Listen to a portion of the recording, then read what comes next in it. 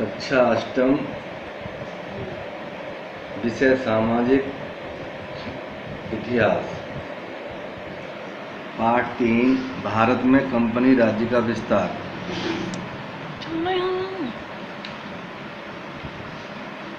सहायक संधि क्या है? अंग्रेजों ने इस संधि के द्वारा किस प्रकार के लाभ उठाए? लॉर्ड वेलेस्ली ने देशी राजाओं को अपने अधीन करने के लिए एक योजना बनाई। उसकी यह योजना सहायक संधि कही जाती है। इस संधि के अंतर्गत देशी राजाओं पर यह दबाव डाला गया कि वे अंग्रेजों के संरक्षण में आ जाएं और उसके बदले में अंग्रेजी राज्य की आंतरिक सुरक्षा एवं बाह्य शक्तियों से रक्षा करने का उत्तरदायित्व अपने ऊपर लेगा। इस संधि को स्वीकार करने वाले शासकों को कंपनी का आधिपत्य स्वीकार करना था। इन शासकों को अपने खर्चे पर अंग्रेजी सेना की एक टुकड़ी रखनी पड़ती थी।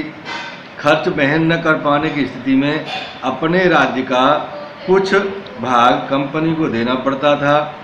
कंपनी की अनुमति के बिना इन्हें किसी से भी युद्ध या संधि करने का अधिकार नहीं था। उन्हें अपनी राजधानी में कंपनी सरकार का रेजिडेंट रखना पड़ता था, जो राज्य पर निगरानी रखता था। इस नीति के अंतर्गत अंग्रेजों ने मैसूर, तंजौर, सूरत, कर्नाटक तथा हैदराबाद पर कब्जा कर लिया तथा अंग्रेजी राज्य का विस्तार किया। डलहौजी की राज्य हड़पने की नीति क्या थी? इस नीति के क्या उद्देश्य थे? लॉर्ड डलहौजी ने भारतीय राज्यों को हड़पने के लिए एक नीति बनाई।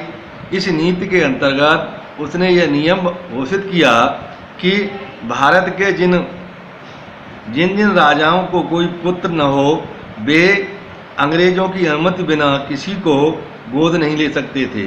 हिंदू धर्म की मान्यता के अनुसार प्रत्येक संतानहीन व्यक्ति को गोद लेने का अधिकार प्राप्त है, किंतु डलहौजी ने अंग्रेजी राज्य के अधीन किसी संतानहीन भारतीय नरेश को गोद लेने का अधिकार निषेध कर दिया। इस नीति के अंतर्गत सतारा, नागपुर, उदयपुर, जैतपुर, सगहाट, संबलपुर तथा झांसी के राज्यों को अंग्रेजी राज्य में मिला लिया गया। डलहौजी ने यह भी नीति अपनाई कि भारतीय नरेशों को दी जाने वाली पेंशन तथा उपाधियों से भी वंचित कर दिया जाए। कर्नाटक के नवाब और तंजौर के राजा तथा नाना साहब की पेंशन और उपाधियां समाप्त कर दी गईं। तृतीय मैसूर युद्ध किन किन के बीच हुआ था तथा इसके क्या परिणाम हुए? तृतीय मैसूर युद्ध 1790 ईस्वी में अंग्रेजों और टीपू सुल्तान के बीच हुआ था। टीपू सुल्तान कोचीन रियासत को अपने अधीन मानता था। त्रावणकोर के महाराजा ने डचों से कोचीन रियासत में स्थित जैकोटे तथा क्रगानूर मोल लेने का प्रयत्न किया था, जिसके कारण टीपू ने आक्रमण कर दिया। अंग्रेजों ने त्रावणकोर के राजा के पक्ष में टीपू पर आक्रमण किया। अंग्रेजी सेना बेल्लोर, अंबूर तथा बंगलौर को जीतती हुई श्रीरंगम तक पहुंच गई। मराठा व निजाम की सहायता से उन्होंने पुनः श्रीरंगम की ओर चढ़ाई की। टीपू ने इसका विरोध किया।